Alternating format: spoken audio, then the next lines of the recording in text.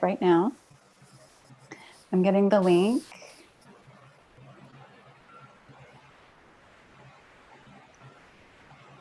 Setting up your meeting on YouTube. There we go. Right now. I'm getting the link. Okay. So I'm going to meeting on YouTube. The link. Let's see if this works. Sounds like it is. No, right? We'll see. And I mean, if I could, it has a little live on YouTube on here too. Nice. Yeah. And put this in. The modern technology of today is just never stops amazing me. Indeed. Let's see. YouTube, embed, and the number. Okay.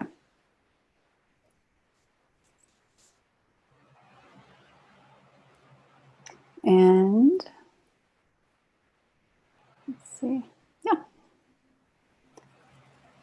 We should be live.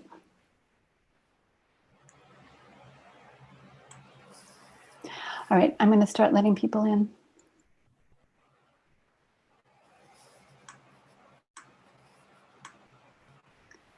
We have 13 so far. Wow, outstanding. Hello, everyone. Are you waiting? Yeah, it looks like we're just getting into audio. Yeah, they should all be muted. Hi, Christine. Hi, Marcia. You should all be muted, so I'm just going to wave. Hi, Carmen. Hi, Lori. Hi, Bettina. Hello, everybody. Andrea, so good to see you. So good to see everybody. Hi, everyone. I want to make sure I lock you all in. So if there are some more people in, just bear with me because I have to admit them in. Sherlock Holmes is coming in. I love that. Well, heck yeah. I'm so excited to see everybody, all of your beautiful faces. This is awesome. Feel free if you have any questions or you want to say hi, which thank you, Bettina. Hello. Feel free to put them in the chat. Let's see. Make sure that everybody's in before we get started. Close my chat down. Okay. So I probably will have some more people to bring in, but we'll get started either way. Hello, everyone. Thank you for coming. I'm super excited.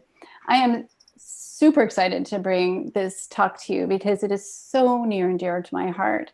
This is one of the dearest people I know on the planet, Dr. Ruth Roberts. And Ruth and I have been actually working together with my pets because I had a very nervous tummy doggy and a puppy who was kind of a wreck. And so she has helped me immensely. So I wanted to bring some of the things that she was telling me to you all. So Ruth, I'd love for you to just introduce yourself. I mean, I know you're an integrative vet and a wellness coach for pets, which I love. And can you tell us a little bit more about your background and how you were so inspired to get into this work? Sure, Lisa. And thanks so much for having me. And to be fair, too, Lisa's been helping me work through lots of weirdness and goodness, too. So it works both ways. But I'm absolutely delighted to be here because this is a topic we've both been talking about quite frequently recently. At any rate, so I have been a veterinarian now for 30 years, which sounds extremely bizarre to be saying, but it's the truth. And I started out going to veterinary school thinking I'd be this holistic vet and quickly realized that would be really, really wonderful, but all of a sudden I had to actually make some money. And so I got stuck in the conventional side of life for probably a good 15, 18 years. And then in 2005, started learning traditional Chinese medicine, food therapy, herbal therapy, and then started learning more about functional medicine in 2012. And all of this, for many doctors, you hear this over and over again, we don't really become good doctors until we get sick ourselves. And many of the things that I teach my clients, I had to learn for myself how to eat properly, eat whole foods, not processed foods. And so as I learned these things and saw myself get better, I was like, why am I not doing this for pets? And so I took much of what I had learned and started adapting it to what pets would need, and actually to supplement doses that would be safe and things of that nature. So along that way, it became abundantly clear that we're missing out on one level completely, regardless of what aspect of veterinary medicine you come from, and that is both the emotional and spiritual, if you will, aspect of pets. I think that's something we're only beginning to scratch the surface on. Pets and humans. You know, Amen. I find that's very true. And it's so interesting how our life is so holistic. You know, the things that we experience, we look around in our life and, you know, we can see it everywhere. I know for myself with my own dog and cat, it was interesting because when I was at my sickest, I was in bed for a year, and my mother always said, you know, oh, dogs just know when you're sick, and then that they're quiet when you're quiet, and you know, they're good boys or girls when you're sick because you can't do much else. And I absolutely saw that with my dog. And then I started thinking about it when we started talking, and I was thinking, I wonder what kind of stress that was putting her under. And then the light bulb moment for me anyway, was when I was taking my daughter's puppy. My daughter has the exact same breed as I do, and she has a puppy. My dog, if you could see him now on the floor, he's just this big mop. He's just this big dopey dog. And he's got his own Instagram channel, so you see a big dopey dog everywhere if you follow him. But he's just really calm, very zen. I mean, he's just a really easy dog. She got her puppy, and this puppy is a spaz, and she's full of energy, and she can't sit still. And when I took her to the groomer a couple of weeks ago, I picked her up, and they're like, this dog was really well behaved, but feels like she has ADHD. And I started thinking about it, and that's basically sums up my daughter. My daughter's beautifully behaved. She does a million things in a day, and she actually does have ADHD. So I thought, how is that possible when it's the same breed? How could their personalities be so different? How does that happen? It happens in a myriad of ways. I mean, first thing is that they are indeed individuals. So when separation anxiety started to become a really big problem, people were like, I don't understand why this is happening. Why is she so afraid about me leaving the house? She's never been hurt or any of this and that and the other. But it turns out, and I would see this, I had no explanation for this very early in my practice life, but I would see families that had the third dog with lymphoma or the fourth dog that was dying of heart disease. And I'm thinking to myself, are they on top of a toxic landfill? How is this happening? And what I started to realize is that pets were essentially becoming mirrors for us. And this is something that has the potential to trip everybody out into deep, deep guilt and shame and all of that. This is absolutely not what this is about. This is something that they do gladly to help us and to help us in our own growth and support us on this ride through life. But what they do is they see what we're doing and they start to show it back to us a little bit. And sometimes more than a little bit, sometimes a lot. And sometimes they get even better at doing the things that they're seeing us do than we are. And unfortunately, many of those things are related to anxiety, which is what we're talking about. You know, is anxiety contagious to your pet? And yes and no. But the short answer is kind of yes. So they are performing this very valuable function, and our job is to see what they're doing and see if we can't change what we're doing and help ourselves and help them in the process. Does that make sense? Yeah.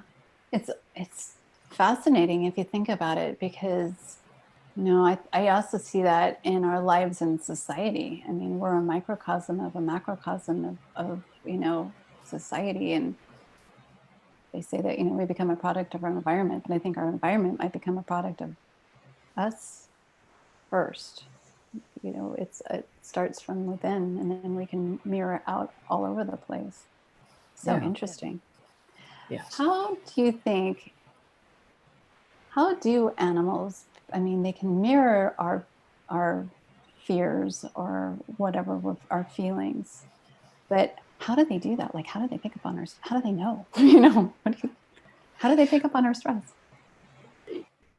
Well, so you were talking about when you were sick, and pets, your dog was like right there with you, and your mom told you, they know when we're sick and they just kind of hunker down with us. There are many people that believe they are able to read and understand different levels of energy, different levels of vibrational energy, and from there show us like, oh my God, mom is freaked out, so it must be horrible, so I have to freak out too. And this is sort of the conventional explanation, is that they see what we're doing and then they do it as well, because we're staying in a state of panic. And so they stay in a state of panic because they just don't know what to do about it. So it's really, I think we're just beginning to scratch the surface of understanding ourselves, much less how we end up affecting the little beings around us. So if we're on the vibrational frequency of fear and they want to be connected to us, then they drop into that frequency as well. Is that what you're saying? Pretty much. I mean, so that's one of the there's a lot of stuff being written about vibrational energy. And so you have a couple of ways, and this is your area of expertise, but you have a couple of ways to deal with it. If you're up here and the person you're trying to reach is down here, you can meet halfway. If this person isn't budging, you can come down here. And unfortunately, that seems to be what happens most often. And I think that's what's happening with our pets as well. I mean, think about that. I think inherently our animals are on the vibration of love. And for them to connect to us, they have to drop down to fear or anger or whatever. I mean, if nothing else, that could be the impetus to change ourselves, just to be better for our pets. Doesn't that, gosh. Right. Yeah, exactly. Yeah. What does stress look like in a dog versus a cat versus a horse? Or, I mean, like, it's all the same. I mean, with people, stress, just, you can see it in their body. At least I can see it in their bodies. How do you determine? So it's really interesting. So horses I'm less familiar with because I haven't really worked on these guys in a long time, but they start to do OCD behaviors. So that cribbing thing when they're gnawing on the fence post, that's an OCD behavior that releases endorphins. They do stereotypic behaviors, pacing back and forth in the stall. And, if they just don't get to go outside and be horses. So when we prevent them, I think they don't come down to our level as frequently and stay there. They come down for a minute and then go back up. But that when we see them doing behaviors that we view as destructive or bad, generally these are expressions of anxiety and fear. For cats, basically they either want to get the heck out of Dodge or they just completely shut down. And so for most cats that are house cats, they're going to be hiding. They're going to vomit. They're going to be just totally withdrawn from the family. They may stop using the litter box, which is generally what really ticks us off, right? They may, at night, they may wake you up at 3 o'clock in the morning with the cat yodel from hell. So it's a very, very different scenario. And then dogs, there's a ton of research, chiefly because there were prescription medications that could be made money off of. But they can whine, they can bark, they can scream, which is like, if they're at that level, they're way up to here as far as stress goes. They can, try to just hunker down and shut down as well. And I think we don't recognize that as well in our pets. They can lick their lips. They may be agitated physically, moving about, things of that nature. If they're really freaked out, they may vomit. They may blow their anal glands out if they're really frightened. But this is typically in really high anxiety situations. So dogs more closely mimic us as far as the physical signs of, pupil dilation and things of that nature. But yeah, it's really interesting. Physiologically, they tend to match up.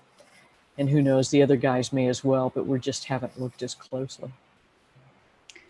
I see a lot of people writing feverishly. No, Ruth was kind enough to give us all of the signs and symptoms of stress for cats and dogs, and and I'll tell you where to get it at the end, but I'll give you a hint, it's on the app. So on the WellU app. So you don't have to worry about taking a lot of notes because she has it all written out for you.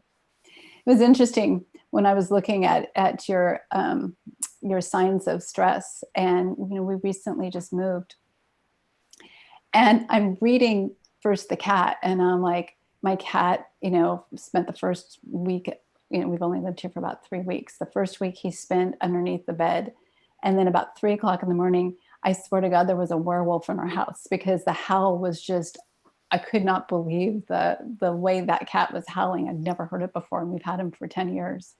And then he was running around the house in the middle of the night, and then he'd run back into my room. Then he was doing the same thing. He would run out of his litter box, but he hadn't finished going to the bathroom, so it was all over the room. And I was like, my cat is possessed? Is there what is wrong with this cat? And it never dawned on me that the stress of the move affected him that much. Meanwhile, my big old lump of a dog here, doesn't present that way, but he did exactly what you were just saying. His appetite was a little off, but then he would throw up, and he had terrible diarrhea. And I thought it was the water and this and that. And it just I never stopped being amazed by how much our emotional state can affect our physical state, whether it's a human or a dog or a cat. Stress is probably in my vantage point, probably the number one cause of a lot of stuff that we don't necessarily need to deal with. Don't you agree? Yeah, I mean, we create so much of it. It just is astonishing. We're in Mexico, and we'll be here for 6 months. And literally just getting south of the border and being away from all the anxiety about the elections and what's going on, we felt, all of us just went. So Mary Jo, my wife, our dogs, Hayo, Mona, and Pepe doesn't really care. He doesn't read the news, but our cat. Pepe's their cat, by the way. Yeah. He doesn't give a shit about anything. Oh, he just hates hotels. But anyway, so that's the bane of his existence. But I mean, if we go physically from one location, and to be fair too, we had a couple of very wonderful days in the Wine Valley in Mexico. But if we can go from here to here in 2 days to decompress, I mean, it's just astonishing what we are all experiencing on a daily basis. We don't even realize, because it's just our standard operating procedure now. Right. Yeah. Sidebar, how long have you been traveling with your pets? Almost 2.5 years now. Yeah. They've been traveling with their pets pretty much nonstop for 2.5 years. Yeah. How amazing is that your pets adapted so beautifully? to all the different locations that you went to. It was interesting. And Mona's just like, I'm too old to care. Whatever. As long as I got my blankie and my food, I'm good. But Pepe, I mean, he is a remarkable cat. Says every cat mother, but well, he is. So when we started traveling, it was horrible because we were trying to sneak him into hotels because I thought somehow we were still 30 and we could drive 8 hours a day and get up and drive the next day again. As everyone says, it's over 30, but go on. Yeah, exactly. But so the first 3 weeks were absolutely awful. And poor Mary Jo is like, what have we done? Why we were torturing this cat? He ate and it was awful. It was so awful. But what we did was we ran into a guy that's a pet psychic we'd worked with. And so he's like, well, let's do some tapping. Brilliant. So do you all know what tapping is? On your dog? So or on yourself? So I did the tapping and Mary Jo held Pepe so I was the surrogate for Pepe. And so I started saying things like, I don't know what the heck is going on. I am so far from home. I am so afraid and all of this. And then Mary Jo was very empathetic and she was able to kind of bring phrases that Pepe was getting across to her. And at the end of that session of tapping, we went from him screaming through the entire night and having to take him outside to spend the night in the car because we were in a hotel where he was not supposed to quite be, to him being in the hotel, sleeping all the way through the night and being like, all right, I'm good. I know what the deal is now. That's fascinating. And so you were doing the tapping, but energetically, that's how sensitive that our dogs are to us. Yes. He was picking up the Wait, he was Mona?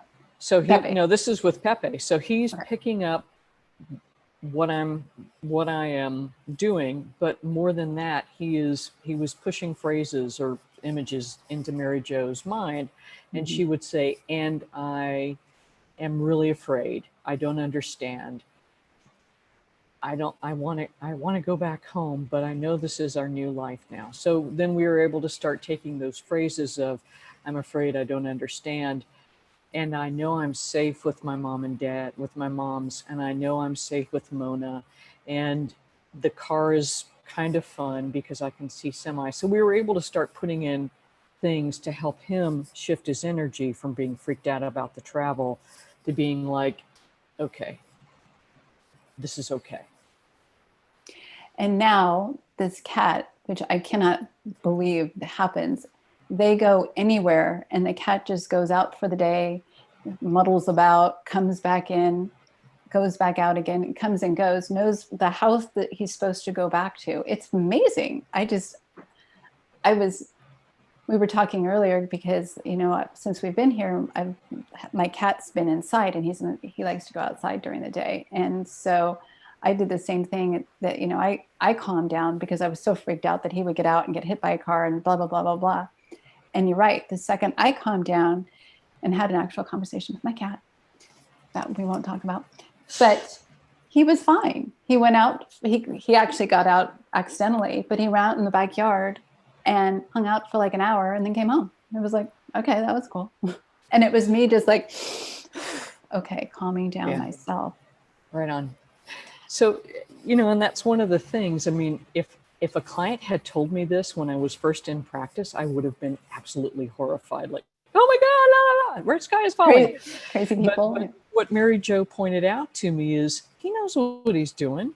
So, and that's the thing. We're so afraid of losing them and so afraid of them being hurt that we forget to trust their innate wisdom, because the vast majority of the time, they really do know what they're doing. Now, there are some exceptions, but the vast majority of the time, they're self-wise. So how can we help reduce the stress or the anxiety that our pets do feel? Because one of the things you said really resonated. My daughter just moved out into her own apartment with some roommates, and they're in their early 20s. And at one point, her puppy was living with us. We go to bed at like 6 o'clock in the evening, pretty much, sadly. not really, but you know, and our house is very quiet. And then Yeah. she went to that house, and you know, they had friends over like every night the first couple weeks because they were excited about, you know, with the apartment. And my daughter was telling me that the puppy, who's 9 months old now, was like, she would yell at everybody. She's like, she keeps yelling at us. And I said, you know, why is she yelling? She goes, I don't know. It's like 2 o'clock in the morning. And she's like, I want to go to bed. And she's yelling. And I'm thinking exactly what Yeah. you were saying. She's screaming because she's probably stressed out, and, you know, and overwhelmed. Right. How can So, we help them? so there's a couple of things. I mean, I just talked about tapping. The other thing is Chin Chin Jitsu, which if if you're not familiar with this modality, it was developed for people, obviously, but it was developed to be a way to help yourself and help yourself regardless of what the illness was. And they have several different, there's a great website which Lisa has got set up for you in the app so you can get to this. But one of the main things that they have on their website is their central flow, which is what, you know, sort of is to help balance everything out. And so this is something that I do with Hayo, who's a whole nother story altogether.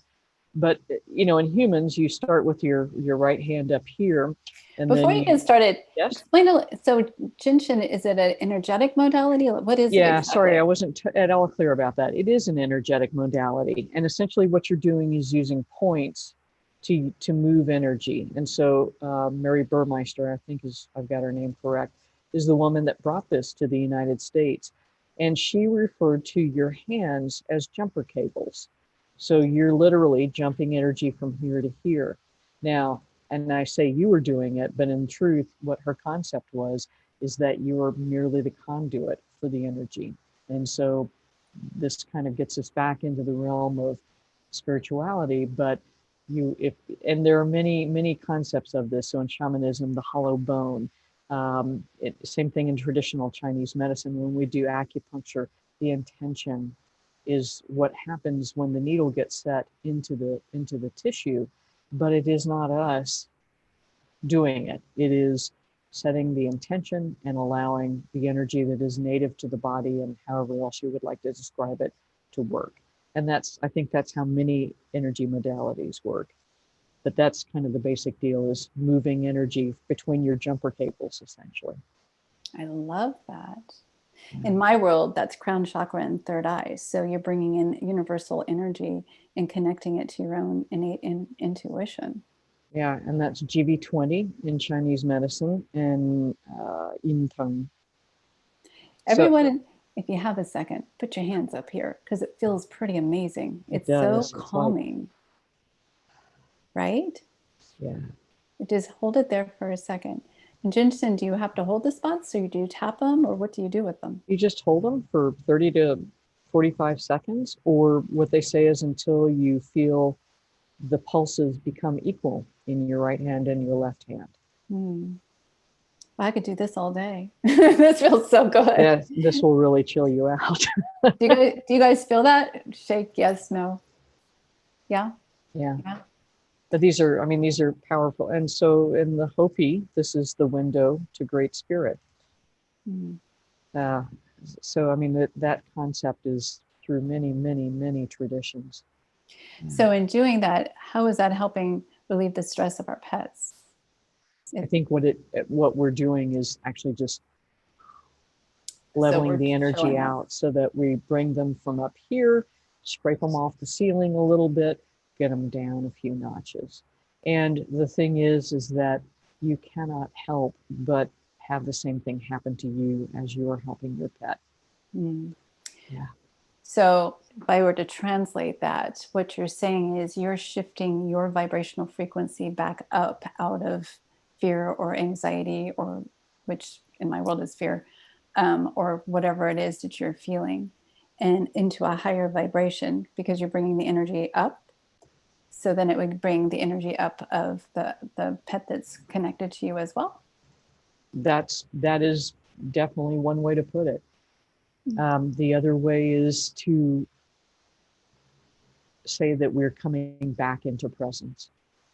instead of being woo, out here worrying about all this stuff. Then the future and all the stuff from the past, we're back here at this moment. I love that. You alluded to the dog, Hayo. Hayo, yeah. Did you do that with him? And I have been doing it for her. So to give some frame of reference, Hayo Silver, who is currently Hayo Silver, that's her name. Yeah. So Hayo, she's like, oh. I love that. So Hayo Silver was my mother's dog, and so back to the whole mirroring thing. My mother unfortunately died at the end of June from advanced lung cancer, and Hayo came to my mother because my mother's little dog had been killed, and she could literally not go home to an empty house. And so I've never done this before, but she could not be, that little dog was keeping my mom grounded. And so we went back to Charleston, and this rescue group had just gotten something like 120 dogs out of this horrible situation, this puppy mill. And Hayo was one of them. And poor Hayo had that much hair that was matted down to the skin, shaved off of her, and she was a little freakazoid. And poor baby, I mean, we were sitting in this room, my mother and Mary Jo and I, and the lady brings in 4 or 5 different dogs that are poodleish. And Hayo comes and gets in my mother's lap and does not leave. So they needed each other desperately. And it has been just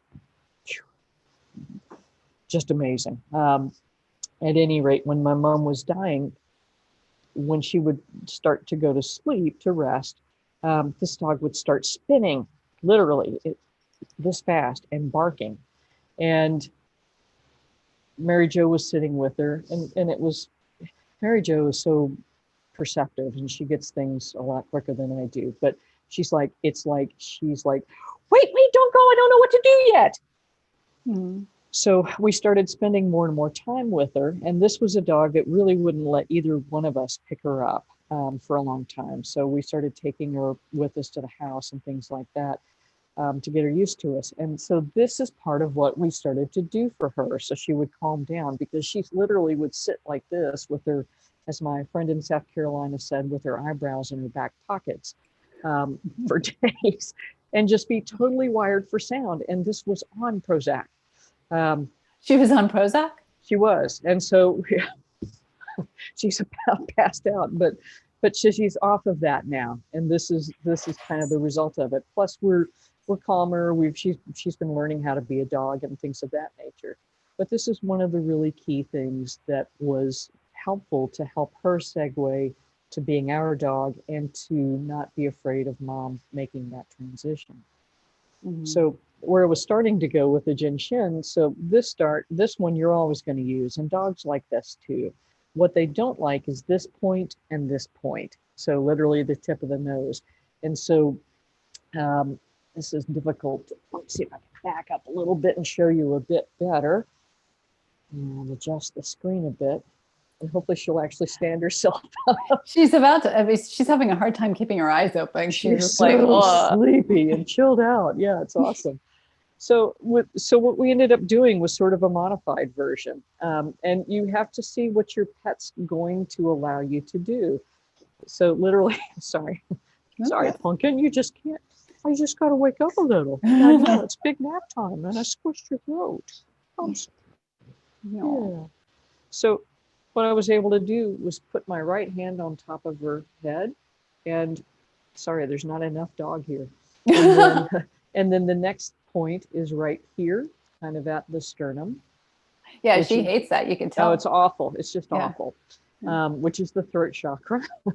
And then how long do you hold it for? A long time, or? So literally, I'm doing this. Okay.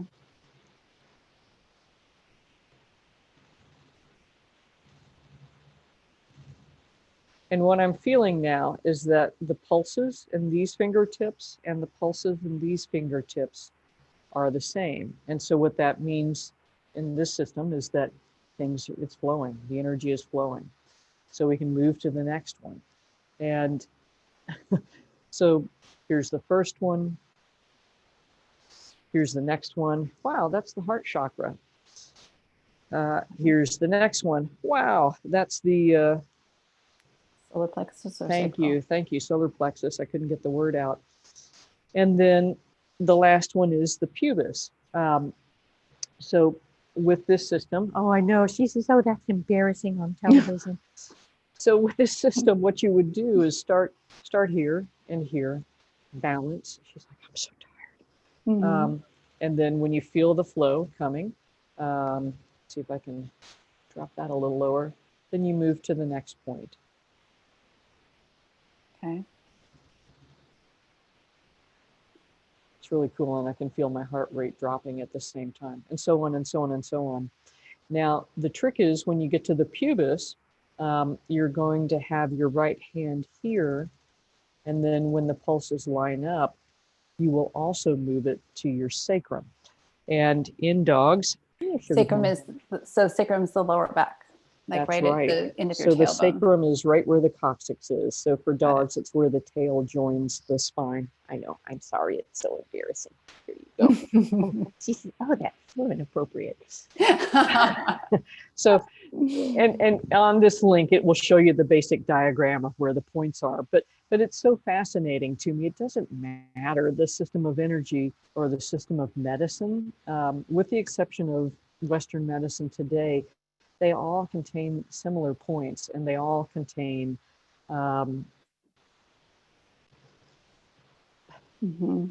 these energetic transpositions. And I'm sorry, I'm looking at Christine's comment about a cat. I saw it too. Let you do that. But, and so Christine, this is where it's true. So Pep would be like, okay, I'm cool, I'm good. But many cats won't. But, you know, if they're laying on their sides, they'll put up with it. But this is a situation where you can do this as a surrogate for them. Again, so cat sitting on your lap or cat sitting across the room. You know, you just kind of say, hey, and connect a little bit. And maybe do a little meditation first, kind of chill yourself down, help the cat know that you've brought your energy down from on the ceiling to chilling. And then start to go through the flow on yourself, and then just kind of help focus with them, you know, right on, feeling good. Yeah. Great idea. I notice when I'm a little stressed, my cat is very clingy. He wants to sit on my lap constantly. And what I realized was he was trying to ground me. And, you know, because he's a pretty chill cat most of the time. And it was really interesting because when we first started the moving process, I was in my closet and my cat, you know, he's been with me 10 years. He's sweet. He is a sweet cat to me, not to everybody, but always to me. I was in my room, in my closet, sitting on the floor, and he came in and he gave me this really bad look, and he attacked me and like ripped my arm off. And he had never done that before. Wow. It was and I had to go to the doctor that day anyway. And my doctor was like, do you need stitches? That's how bad it was. Wow. But what I saw was he was trying to ground me, and then it wasn't working. So he was trying to get my attention. He was like, you know, cause I was a little moving's hard, you know, it was a lot, but I love that you can actually do it from distance too with cats. So you can sit, you know, he could be on my lap, and then, you know, I can do that with myself, and he would get the effect. I think that's wonderful. So the other interesting thing about cats is that the vibration of the purr is like middle C. It's like,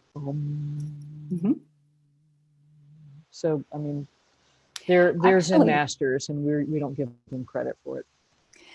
What's interesting, I actually know this because I wrote my thesis on vibrational frequencies, and the vibration of a cat's purr is the same vibrational frequency of our heart. Yes. Isn't that interesting? Yes. When I read that, it just resonated so much, because whether you're a cat person or not a cat person or a dog person, you know, I like them all. But I thought how beautiful this universe is to synchronize, you know, a cat's purr with our heart, and how in some people, when a cat lays on your chest, and a lot of people actually, and starts to purr, it actually will rhythmize your heart if you know you have arrhythmia, which I do. So I just found that was fascinating. Well, and interestingly too, dogs, I forget what the $10 word is, but at any rate, our heart rates and rhythms sync, dogs and us, when we're connected. It's like coalesce, but that's not quite it.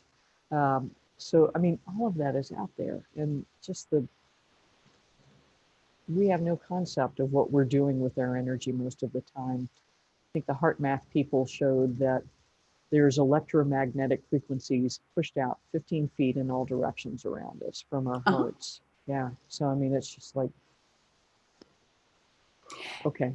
And I wonder, because that is true. And in some people, it's even further.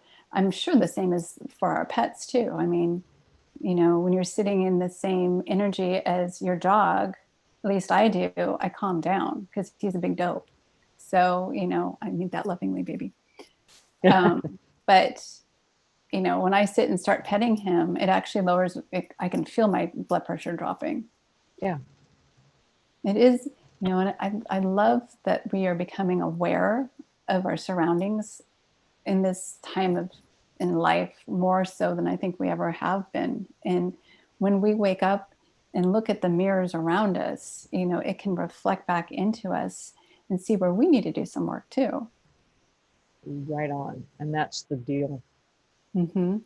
They're trying to help us get the lesson. What I'd like to do maybe now is a quick meditation that I do with my animals, especially with my dog. And I think it's powerful because of our electromagnetic frequency and the fact that we are 15 feet out. You know, our energy bubble is so not just our bodies. It's, you know, people can feel it before you walk in a room, and you can actually feel it with some people. It's so palpable.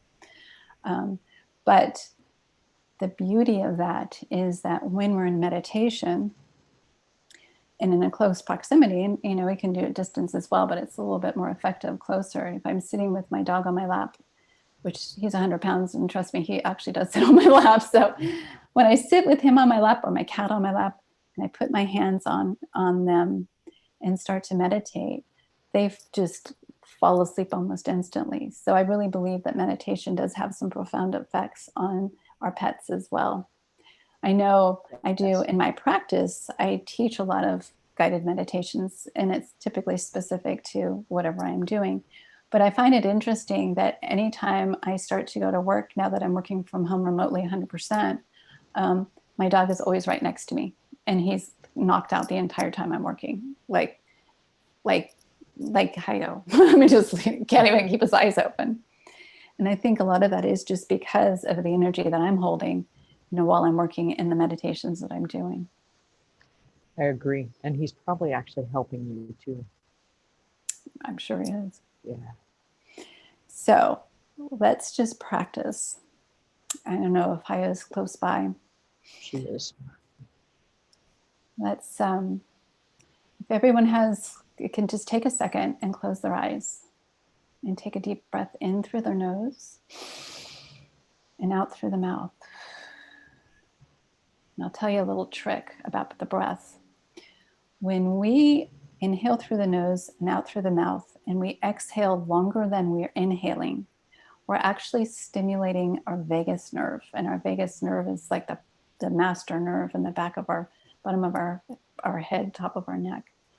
And what that does is it stimulates, it forces us into a parasympathetic nervous system. You don't have to know any of this, but what you do need to know is this is how we can shift our body out of a fight or flight or stress response and into a more calm state. So try it again. Take a deep breath with your eyes closed in through your nose. And then exhale a little bit longer than you inhaled out through your mouth. And if you have a pet, you can place your hands on them. And if you don't have them close by, you can place your hands just like this and imagine they're right beneath you. What you're doing is you're setting your intention that the energy that's coming through your hands is going to them. My baby's on the floor and he's a little bit far from me. So I'm just putting my hands like this, kind of going towards him. We're going to do just a really simple couple-minute meditation. It's so effective to not only lower our stress level and raise our vibrational frequency, but it does the same for our pets while we're doing it with them. I love that cartoon of the little Zen dog that's like in lotus position. So that's what I imagine that Augie's like when I'm doing this. So I just want you to imagine that above your head is a cloud of light. And you can see it, you can sense it, you can just imagine it, it doesn't matter. And I want you to imagine that you're breathing that light in from the top of your head into your lower belly, and then you're exhaling it out your mouth. And as you're exhaling longer than you're inhaling, imagine that you're exhaling all your stress. You're bringing in the light, you're exhaling your stress. Kind of looks like a dirty cloud to me when I do this. Take another breath in. Breathe the light into your lower belly, exhaling out longer than you inhaled. And I want you to imagine now a time in your life where you felt really peaceful. And just let your mind wander. You can go back to the same image every time, or you can pick a different one. It doesn't really matter. Quiet your mind and just ask for that time that you were the most peaceful. As you're breathing in through your nose and out through your mouth. And as you're doing this, I want you to really get into that memory. I want you to feel it, see it, smell all the things around you in that memory. Hear it. You're outside, imagine you're hearing the birds or whatever noise or talking. Be in this memory as fully as you possibly can. What you're doing is you're biohacking your brain so it can't go into that stress response. It goes into that place of peace. Now the trick is be in here for about 15 or 20 seconds because that's how long it takes your brain to navigate into this space. So just think of that memory. Breathe in. Breathe out.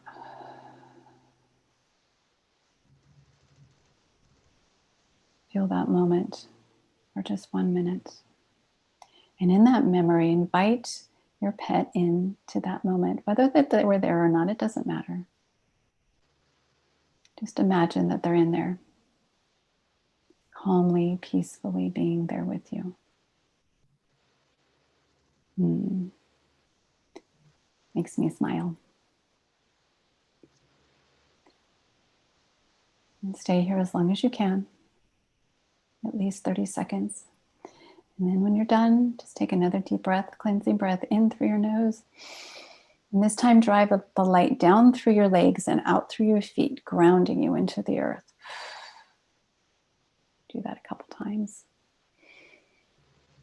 And just check in. When you're ready, open your eyes, see how you feel in that moment. Feel a little more peaceful? More grounded? Yeah, we're definitely a lot more children. Augie never moved. He's actually starting to snore now. So I wanted to leave some time for some questions from all of you guys. If you have any questions, you can either put them in the chat or you can just raise your hand. Now you can actually physically raise your hand, or you can raise your hand on the chat part. I meditate, but didn't think of bringing my dog into the scene. Oh, it's really helpful. Especially if you have a dog that's high stress. Because what you're doing is not only changing your own mind, you're changing there's actually a ton of scientific proof behind this method, but you're actually shifting your dogs as well. So we have some questions, and then I have some questions from other people. So let's see what we can get through. Carmen What do you think we as owners can do to best show the love we feel for them besides petting and feeding them? Well, that's a good question. So, I mean, we just talked about a lot of them. Mm-hmm. You know, we think of all the day-to-day things we need to do. We need to feed them, we need to walk them, we need to bathe them, we need to groom them, all of that. But I think that more than anything else, taking a few moments to do a meditation, whether it's this one or another one, whatever works for you, or to do something like tapping or Jinsen Jitsu to help just kind of smooth out the energy flow, that helps them know that they are supported by us as well as supporting us. Does that make sense? Mm-hmm. Christine wrote, what I've experienced with my dog is that he actually manifested disease in his body, heart murmur, bladder stones, etc. As I've worked through my personal pain from divorce, he's gotten a lot better and very healthy now, and he's almost 16. If that doesn't tell you, nothing will, how much we affect our animals. Thank you, Christine, for sharing that. Right. Yeah. So I have some questions here I wanted to get to because I promised that I would.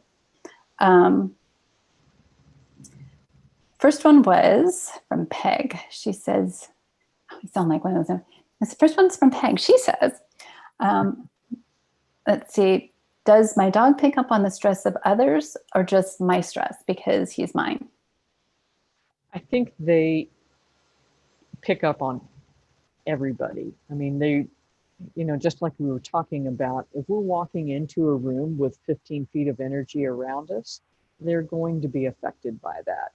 And what I find as well is that they are constantly watching us to see what our reaction is to somebody that is upset, angry, freaked out, whatever it is, in order to know kind of how to respond to that person if they're not familiar with them. So again, I mean, they can read the room faster than we can. Mm-hmm, for sure. Which is actually, that was this other question was equally, can they feel what's happening in the world? Do you think that they know that there's an election next week? Or do you think that they know when, I mean, I'm in California and there's a ton of fires here and it's very stressful. Do you think they feel that? I think that in situations where the physical environment is affected, they're going to feel that just because of the pain that the earth is experiencing. And then as far as everybody's anxiety being so astronomical because of elections and all the craziness that's going on, they feel that, but I think they're like, what the heck, man? So have you guys seen that dog Pluto? That this woman started doing videos of Pluto about as COVID was coming out, and everybody was like really freaked out. And so, you know, this dog is hilarious, the voiceover she's done with this schnauzer. But he's saying things like, I don't know why the humans are so upset about all of this stuff. We just go, you know, eat some poop and we're good. We'll call it a day, you know. So dog solutions to problems. And they're like, what the heck are you worrying about? So we invite all of these things into our lives that give us this anxiety, the Facebook feed, the television, the whatever. And dogs are like, what the heck are you doing over there, man? That totally makes sense. This was a really good question. What about therapy dogs? This is a tough one. And again, this is where there is the potential to feel guilt. But what I would say to you is that if a therapy dog is good at what he or she does, it's because they want to do this work. And it is stressful. I mean, going to a hospital and visiting with people or children that are morbidly ill, that are terminally ill, is profoundly distressing. Just going into a hospital is distressing. But these dogs and some cats do it because they have a gift that they can give, and they can help alleviate the distress and the suffering of others. And they do it gladly. I had several clients that were blind and had guide dogs, and same thing, they knew These dogs are ready for work at somewhere around the age of 3 to 4, and they have to retire by somewhere around the age of 8 to 10.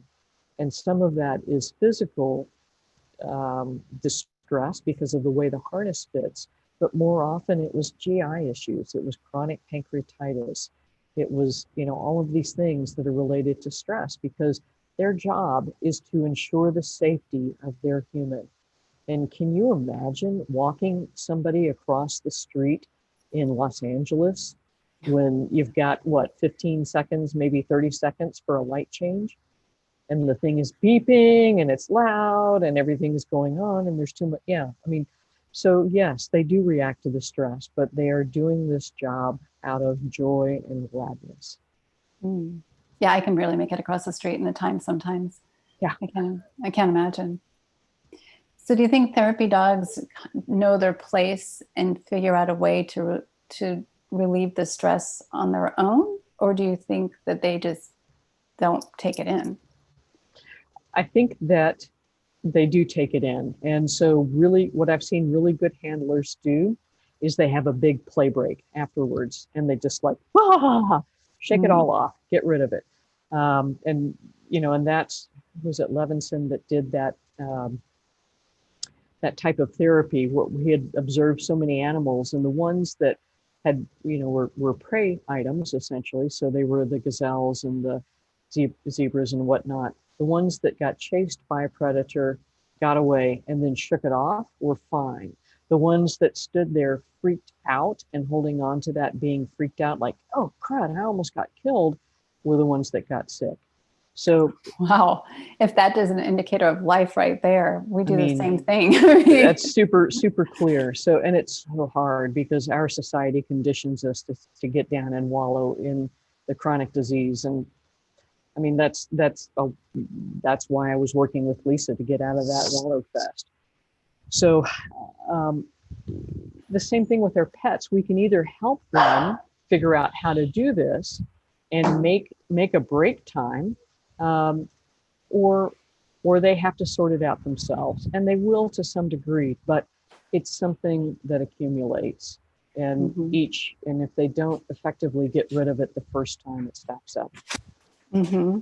My daughter's puppy just walked in, so she's like, I don't wow, know. Exactly. If you can hear her, there we go. Oh, wait. Just everything's shaking. Yeah. Well, there it is right there. Yeah. Shake it off. Right? Exactly. That's really funny timing. Yeah. All right. Well, I want to be very respectful of everyone's time. So if anybody has any more questions, put them in the chat and we'll see. Let's see. Do you think dogs and cats hold on to life when they're very ill because the owners may give the energy when we want them to stay longer? Yeah, it's true. And I've done this to my own pets.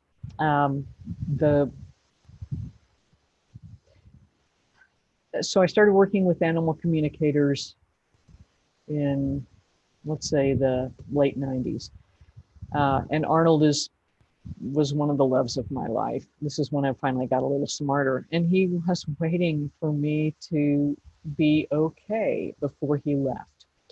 And so I would tell him I was okay, and he was still there. And I would tell him I was okay, and he would still be there. And until I actually was okay, then it was safe for him to leave. He felt like he had completed what he could do. Oh, yeah. See, damn it. Sorry. I told her before we started, I'm like, I'm going to try to get through this whole thing without crying, but I almost made it. I was so close. Arnold is the first dog that I really got the concept of mirroring, because it was like he had to get out a damn sledgehammer to get the point across to me. Yeah, I bet. Wow, that was powerful. Thank you so much, Ruth. This was so powerful and amazing and important. At least it's something near and dear to my heart. I wish you could see my babies are all staring at me now. As far as I want everyone to know that Ruth was kind enough to give us, that's my daughter's puppy, if you can hear him barking, worksheets. So worksheets on the Jinshin, and also worksheets on knowing how the signs that your dog or cat are stressed. And I very much encourage you to download them and take a look at them, because like I said, when I was looking at the stress worksheet, I'm looking at all of the points for both my dog and my cat. And I'm like, check, check, check, check. Oh shit, check, check. Oh my God. Moving. Okay. But I tell you, moving was really, really stressful for me. And it was a very hard move. So of course they would pick up on all of that. And as soon as I calmed down, everybody just sort of mellowed out. So, but I did not see this, I had so many other things going on. I did not see how much the move was affecting them until I read this worksheet. So I very much encourage you to take a look at it. You can get it by downloading or taking a look at it. It's on the WellU app. Now, if you go to your app store, if you haven't already downloaded my app, it looks like this. WellU. There it is. And it just pops up. And I'm going to give you a little tutorial right now, because there's 3 bars. Click the bars and you go to partners. And Ruth is right there. Dr. Ruth Roberts. You can see it. There it is. Yep. I encourage you to become a member. It's totally free, and you'll actually get the meditation that I was doing today, and some other things that I'm giving as free gifts. So that is, and it also has Ruth's website. Is there something else you'd like to share?